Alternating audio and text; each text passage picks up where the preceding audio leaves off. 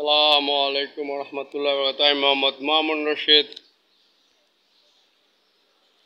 কেউ যদি ক্যামেরা দিয়ে ছবি তোলার সময়, মোবাইল হোক, ক্যামেরা, ভিডিও, যে ক্যামেরা হোক আর কি, ছবি তোলার সময় যদি ছবি তুলতে বা ভিডিও করতে রাজি না হয়, তারটা জোর করে বা তুলবেন না, ঠিক আছে? তুলবেন না, জোর করবেন না, তুলবেন না।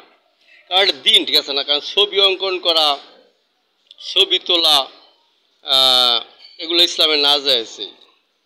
কারণ ইসলামে আইসে অনেক একজনে একটা কুকুর রাখিয়ে যে ছবি আঁকছে বা মানুষের মেয়ে ছবি আঁকছে, তখন ইসলামের এক দাওয়াতকারী বলছে যে তুমি কি এটা প্রাণ দিতে পারবা, প্রাণ দিতে পারবা, এরকম বলছে। এই জন্য ছবি ছবি অঙ্কন করা, তাই ফটো ভিডিও ওইটাও না যাচ্ছে, ঠিক আছে না? ছবি অঙ্কন আর ওইটার সাথে একই, সব এটা একসাথে জড়িত, একই একই শ্রেণীতে এগুলো।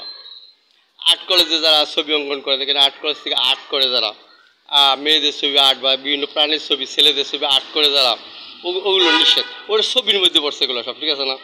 কিন্তু আয়নার ভিতরে যে ছবি দেখা যায় ওইটা না, পারতের মাধ্যমে যে ছবি দেখা যায়, এটা নিষেধ হয় নাই।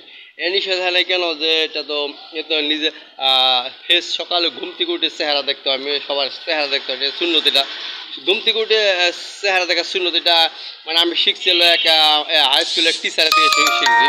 বলছে সকালে উঠে চেহারা দেখবা, ঠিক আছে? ঘুম থেকে উঠে চেহারা দেখতে হয়, এটা ওখান থেকে আমি সুন্নতটা শিখছি। আসলে এটা দেখছি, চেহারা সকাল থেকে ঘুম থেকে উঠে চেহারা দেখলে এটা একটা আলোকিত ভাব হয়, মানে নিজে সুন্দর যে আলোকিত হয়। এই জন্য ঘুম থেকে উঠে সবাই চেহারা দেখবেন, ঠিক আছে না? ছেলে মেয়ে সবাই চেহারা দেখবেন, ঠিক আছে না? আয়না যাচ্ছে আগে চেহারা দেখবেন, ঘুম থেকে উঠে সবার আগে, বাথরুমে যাওয়ার আগে সে মানে কইরা খুব 100% শিওর করে আগে দেখে নেবেন, চেহারাটা দেখে নেবেন। তাই দেখবেন যে আপনার আলোকিত চেহারা, আলোকিতটা ভালো হবে, সুন্নত হবে, ঠিক আছে না? আর যারা ইচ্ছা করে ছবি, আগ্রহ যাদের, যারা টিকটক ভিডিও করা, অঙ্কন, আর্ট কলেজের ছাত্রী হওয়া বা যারা ছবি ভিডিও করতে যারা আগ্রহ, তাদের কোনো সমস্যা নেই, তারা করুক, ঠিক আছে না? তারা ছবি আঁকলে, ফটো উঠাইলে, ভিডিও করলে, অশ্লীল ছবি করলে সমস্যা নেই। যাদের আগ্রহ আছে তাদের কোনো সমস্যা নেই, ঠিক আছে না? আল্লাহ হাফেজ। আসসালামু আলাইকুম রহমতুল্লাহ।